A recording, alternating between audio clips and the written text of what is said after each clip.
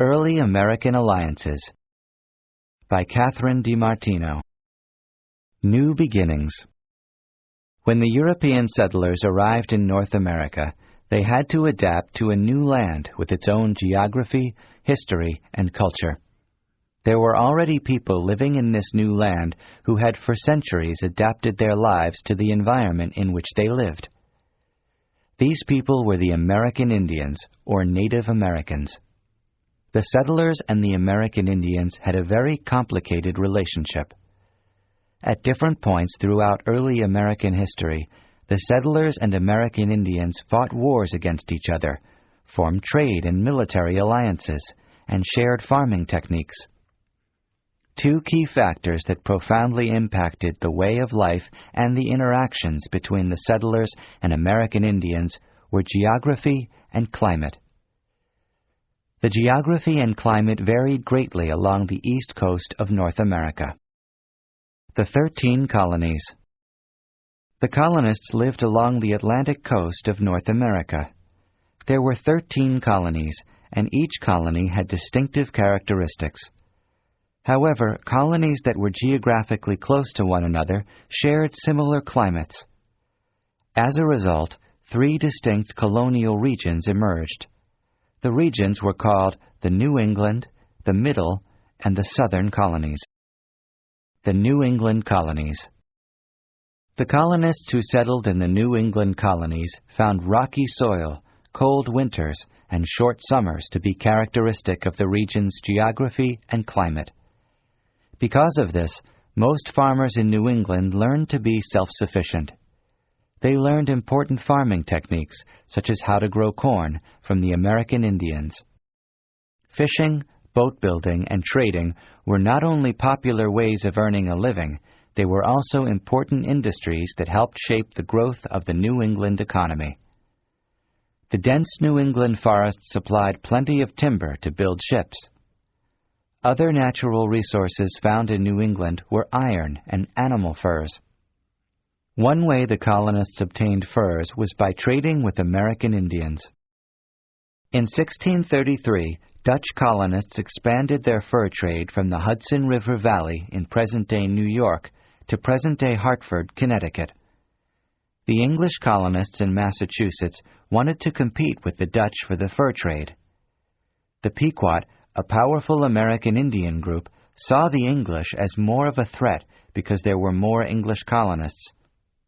In 1637, conflicts over land and the fur trade sparked a war between the English and the Pequot. This was known as the Pequot War. In this war, the English colonists were assisted by the Narragansett and the Mohegan, rivals of the Pequot. By the fall of 1638, English colonists and their American Indian allies defeated the Pequot, and hundreds of Pequot were killed. For nearly 40 years after the end of the Pequot War, New England did not experience any major conflicts with American Indians. In 1675, King Philip's War became the most costly conflict between American Indians and the colonists. 12 out of 90 New England towns were destroyed, and 5% of the colonists were killed. Almost 40% of the American Indian population were killed or fled the region. After the war, the American Indians who stayed in New England survived in small, scattered communities. The American Indians no longer had the strength to use armed resistance to oppose the colonists. They lost control of their land, and by the early 1700s, English colonists had expanded across the region. The Middle Colonies. Between the New England colonies and the Southern colonies lay the Middle Colonies. Unlike the colonies in the north, the Middle Colonies had very fertile soil and a more moderate climate. As a result, the Middle Colonies were often called the breadbasket colonies because they supplied the New England and the Southern colonies with grains such as wheat, barley, and oats. Unlike New England, there were fewer towns in the Middle Colonies because of the large amount of space required for farming. Rather than use land for a town square, as in New England, farmers in the Middle Colonies needed large areas of land to grow crops and raise livestock. In addition, the Middle Colonies had excellent iron and coal resources and a strong fur industry. All of these items were traded in the bustling coastal cities of the Middle Colonies. Because many of the colonists who lived in Massachusetts were Puritans from England, people who practiced other religious beliefs were persecuted. In contrast, the Middle Colonies were much more diverse and enjoyed more religious freedom. Quakers, Presbyterians, Mennonites, and Catholics all lived in the Middle Colonies.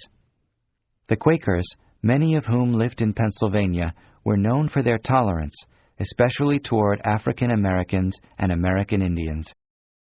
In 1682, William Penn founded the Pennsylvania colony as a place where his Quaker beliefs could be practiced. In the same year, he made a treaty with the Lenni Lenape group. In the treaty, Penn promised to pay them a fair price for most of the land that King Charles II had given him. Compared to many other colonies, Pennsylvania had no major conflicts with American Indians, at least until Penn's death in 1718. The Lenape, or Delaware, lived in a region that consisted of much of the Middle Colonies. In 1600, there were about 20,000 Delaware. By 1700, war and disease had reduced their population to about 4,000. One cause of war was the fur trade between American Indians and the colonists. The demand from Europe for fur was so great that several American Indian groups competed for the same hunting territories. This competition led to war among the groups. The Southern Colonies. The Southern Colonies had winters that were shorter and milder than the winters in either New England or the Middle Colonies. The geography was also different. The land close to the Atlantic coast was a mixture of bays, swamps, and rivers. This land was fertile and often wet, making it very good for growing cash crops such as tobacco, indigo, and rice. Many cash crops were grown on plantations. Large plantations often had their own blacksmiths and dressmakers. In some cases, large plantations in the South had bigger populations than some towns in New England. Southern plantations brought much wealth and prestige to the South. However, the majority of Southerners did not own plantations. Like farmers in New England, many Southerners were self-sufficient. These Southerners lived in the back country, surrounded by dense woods and hills. People living in the back country had a complicated relationship with the American Indians of that region, on whose hunting and fishing areas they settled. The Tuscarora, an American Indian group, went to war against the North Carolina colonists in 1711. 2 years later, the colonists defeated the Tuscarora with the help of the Yamasee, a rival American Indian group. In 1715, the Yamasee made an alliance with part of the Creek group in their own fight against the colonists. The colonists defeated this alliance with the help of the Cherokee and other American Indians. By the end of the war the next year, the American Indians were defeated. Many of the survivors were driven from their homes and fled to Spanish-controlled Florida. More than 1 million animal furs were shipped from the port city of Charleston, South Carolina, between 1700 and 1715. The fur trade forced the Cherokee to hunt farther from their homes.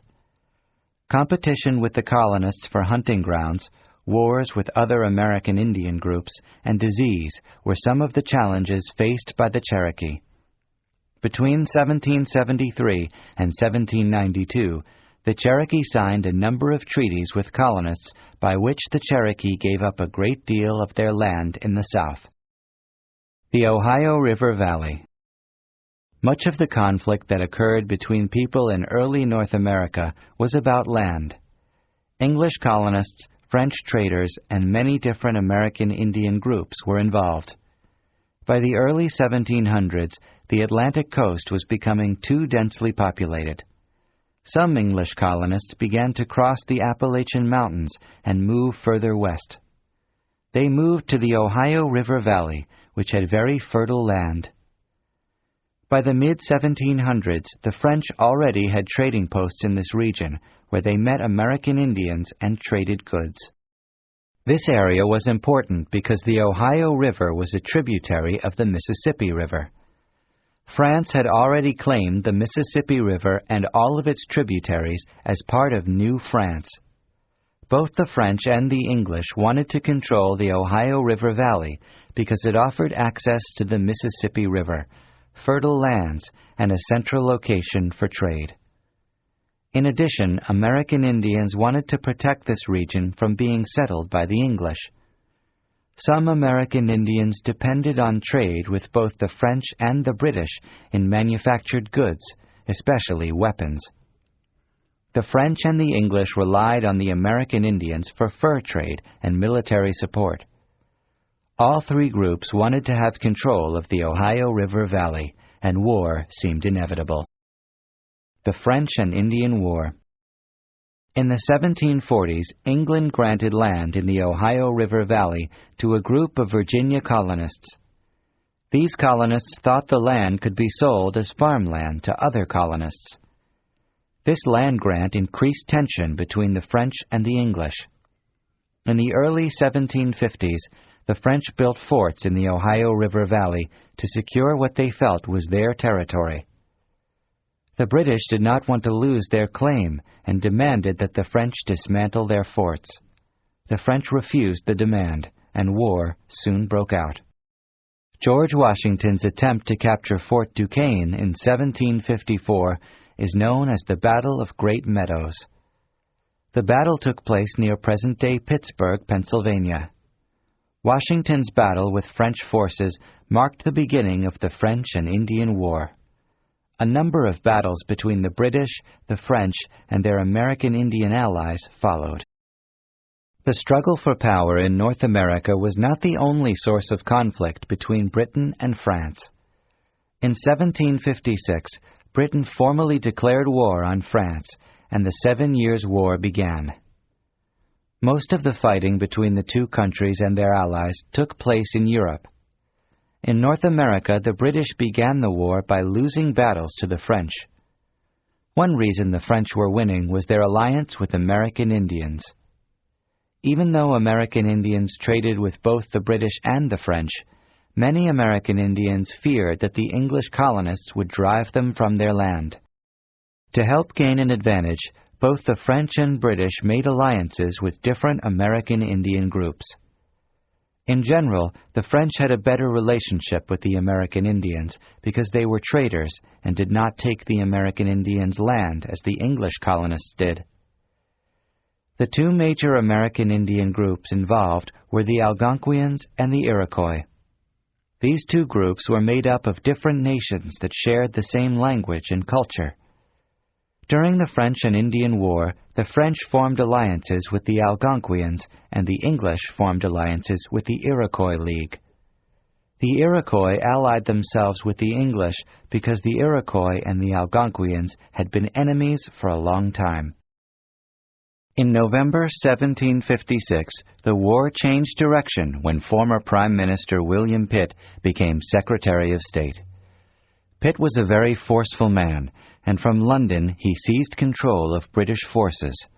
He appointed new young generals to lead the British and colonial troops. As a result, the British began winning battles against the French. In 1758, British forces were able to capture Fort Duquesne, the fort General Washington had failed to capture in 1754.